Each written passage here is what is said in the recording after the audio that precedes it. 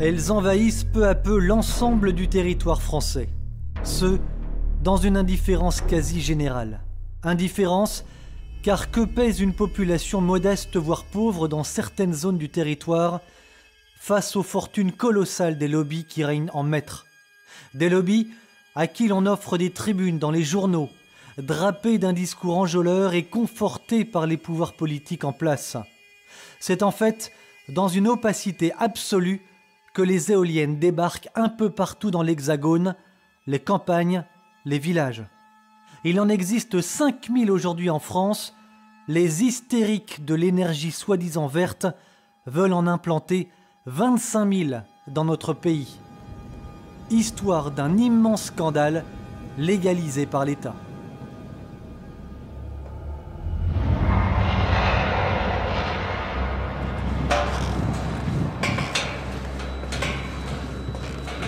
La plupart des Français n'est pas ou peu informés de ce qu'est réellement l'éolien et ce qu'il en coûte.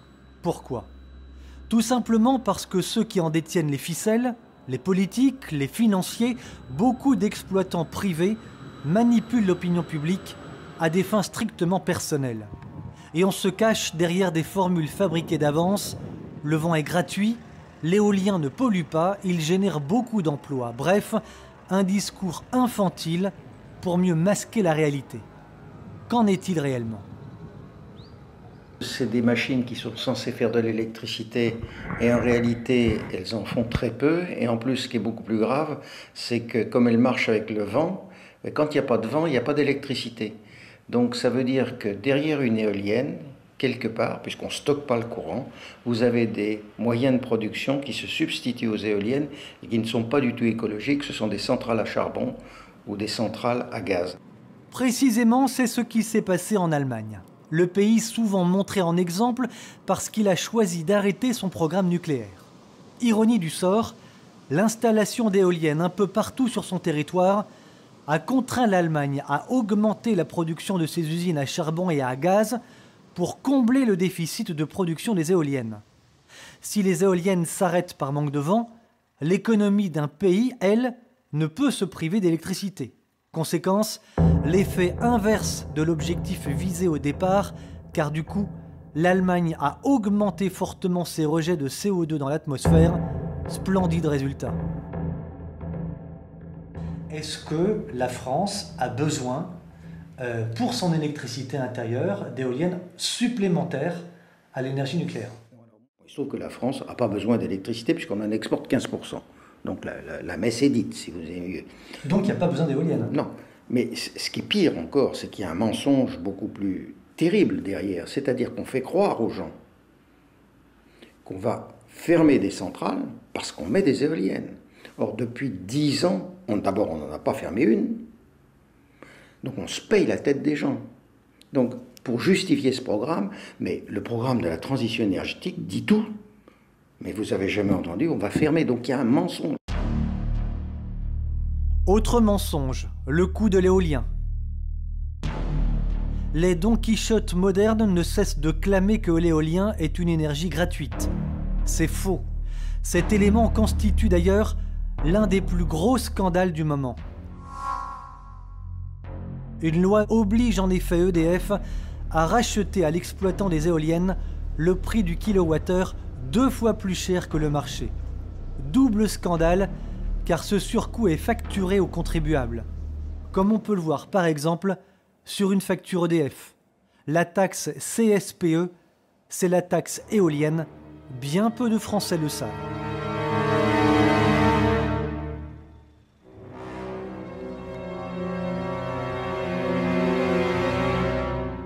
Pour parvenir à leur fin, les exploitants d'éoliennes se parent des plus beaux discours et usent de pression dès que des habitants leur résistent.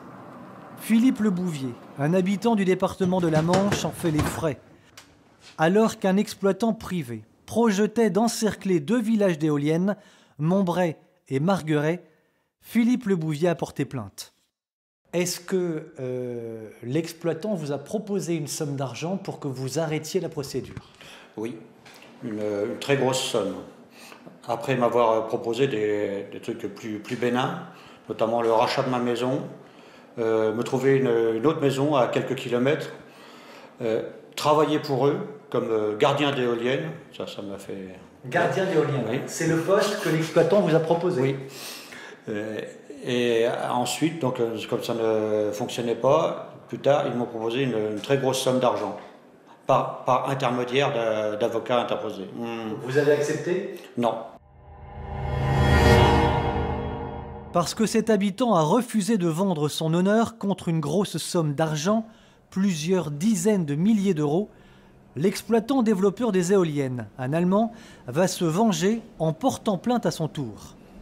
Dans ses demandes, l'industriel éolien va lui réclamer 2 300 000 euros de dommages pour perte d'exploitation. Peu importe qu'il y ait procédure ou pas, le projet s'est fait malgré tout. Les 10 éoliennes encerclent aujourd'hui les deux communes. Un vrai scandale, scandale d'autant plus important quand on sait les nuisances que les éoliennes occasionnent. Pour comprendre le stress et l'angoisse vécus par les habitants vivant à proximité de ces monstres de fer, nous avons voulu nous trouver ici même, dans le département de la Manche, sur la commune de Sortoville en Beaumont. Vous pouvez constater, juste derrière moi, le bruit produit par ces machines.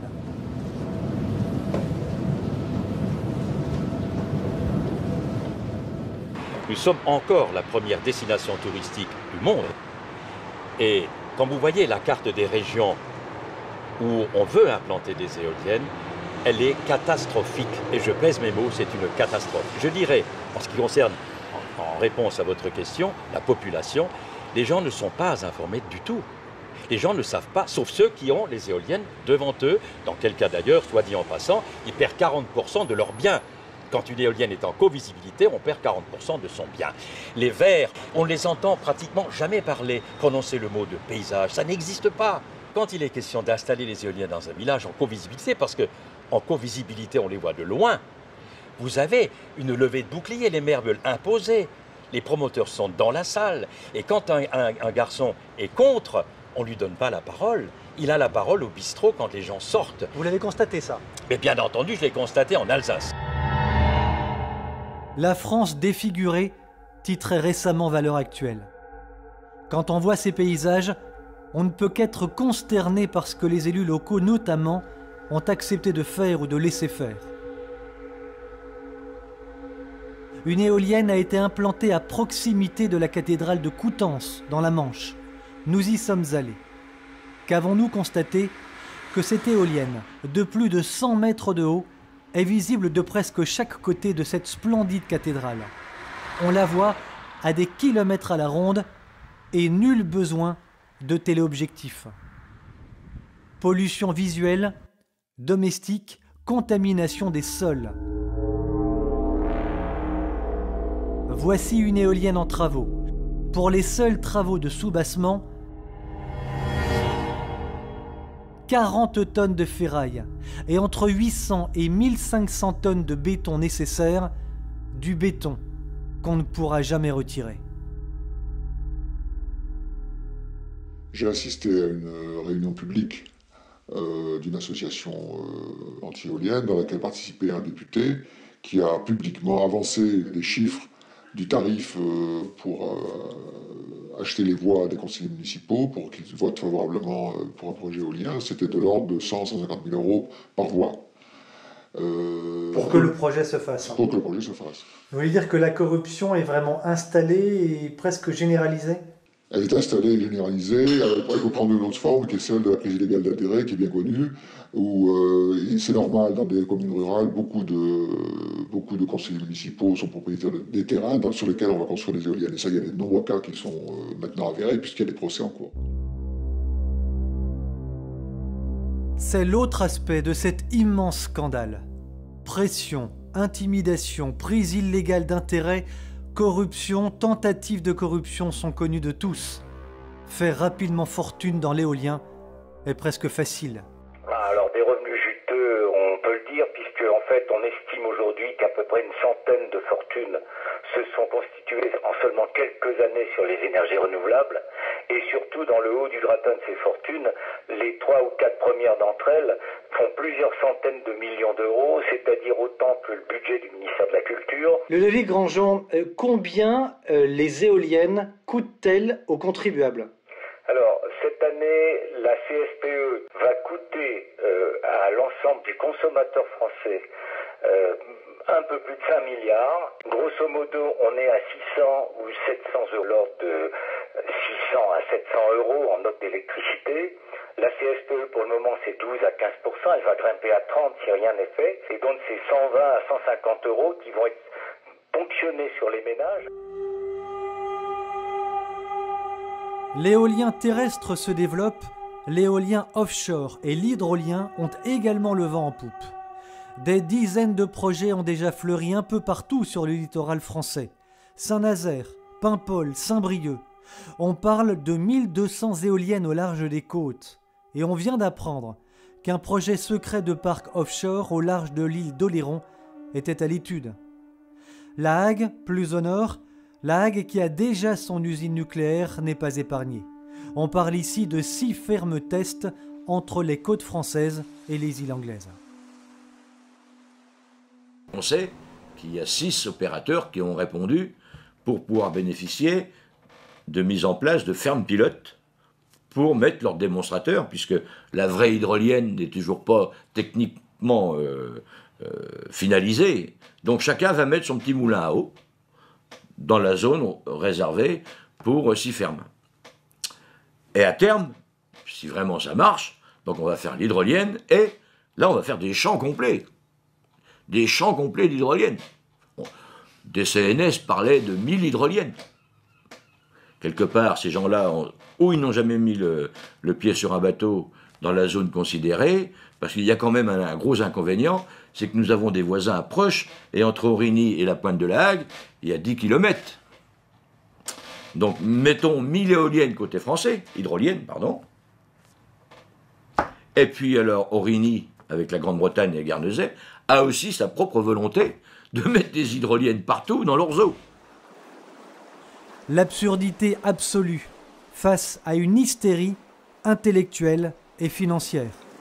Car en installant des hydroliennes et des éoliennes offshore sur le littoral, les bateaux vont voir leur zone de pêche réduite et les obstacles considérablement augmentés.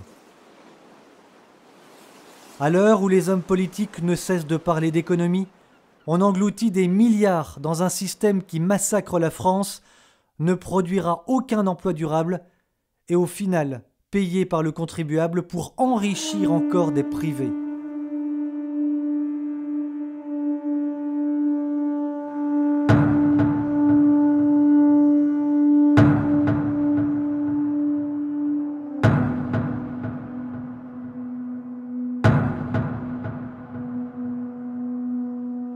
Nous n'avons pas pu tout aborder dans ce reportage, tant la masse de scandales à soulever est considérable.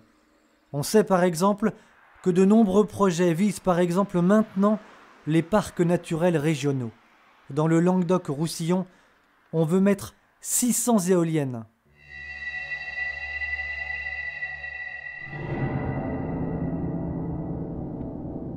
Il est temps que les Français, les politiques, les écologistes, un tant soit peu honnêtes, fassent cesser cette gabegie dont les conséquences seront à très court terme irréparables.